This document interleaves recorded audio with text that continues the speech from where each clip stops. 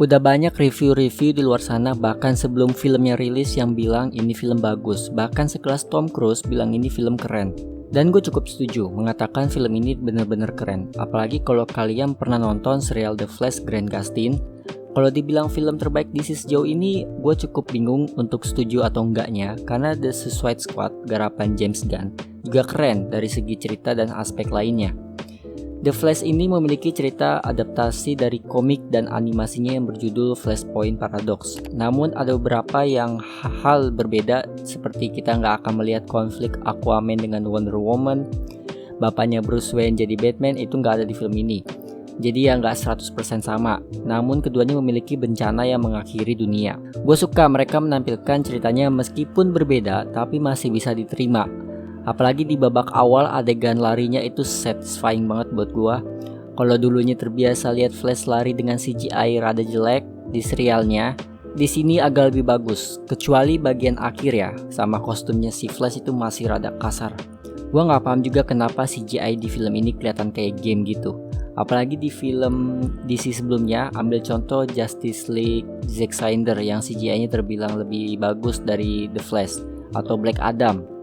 Adegan final battle-nya ini benar-benar kayak game CGI-nya, tapi terlepas itu nggak membuat film ini jelek banget. Kemudian cerita di bagian akhirnya juga rada terburu-buru. Penampilan Sasha Calle sebagai Supergirl yang terbilang keren, jadi kurang screen time-nya karena terlalu terburu-buru. Bahkan dialognya kalau dilihat-lihat kayaknya dikit banget. Sayang banget sih penampilannya jadi sesingkat itu, padahal keren. Acting para aktornya juga udah nggak diragukan lagi. Ezra Miller sebagai Barry Allen itu keren, meskipun gue prefernya ke Grant Gustin ya. Michael Keaton sebagai Batman keren banget, dan tingkah kocaknya itu masih ada di beberapa adegan. Nah untuk secret villain-nya, aduh ini kurang banget sih. Ya memang dijelaskan bagaimana secret villain ini tercipta, tapi nggak dikasih waktu buat kita melihat lebih banyak pertarungan antara Flash sama secret villain-nya ini. By the way, secret villain-nya bukan Zod ya. Ngomongin Zod, perannya nggak sebanyak kayak Man of Steel, bisa dibilang juga rada singkat.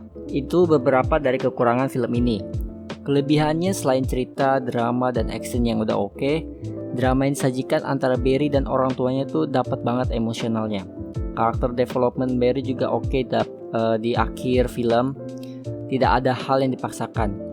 Visualnya juga oke banget pas Barry lari sama pas di Speed Force. Ini CGI-nya menurut gue belum rada kasar ya. Yang paling kasar itu ada di bagian akhir final battle. Oke, waktunya bahas spoiler dikit. Bagi yang belum nonton bisa skip aja untuk pembahasan ini. Untuk kemunculan Wonder Woman epic sih, soalnya nggak diliatin di trailernya jadi rada kaget. Nggak kayak Shazam yang diliatin di trailernya. Nah di ending Flash ini sebenarnya rada sedih juga sih, karena Barry ubah timeline dan ada efeknya kan. Salah satunya Bruce Wayne mukanya beda, dan George Clooney yang main di versi timeline sekarang. Sedangkan Ben Affleck tuh nggak ada. Ya sedihnya itu tanpa disadari mungkin inilah penampilan terakhir Ben Affleck sebagai Batman, kecuali di Aquaman 2 dia muncul. Tapi ada yang bilang Aquaman 2 itu udah di universe reset timeline. Jadi kesimpulannya setelah Black Adam dan Shazam 2, Flash hadir dengan rasa kepuasan sendiri. Meskipun ada kekurangannya, CGI-nya, tapi ya nggak kayak Black Adam dan Shazam 2 lah.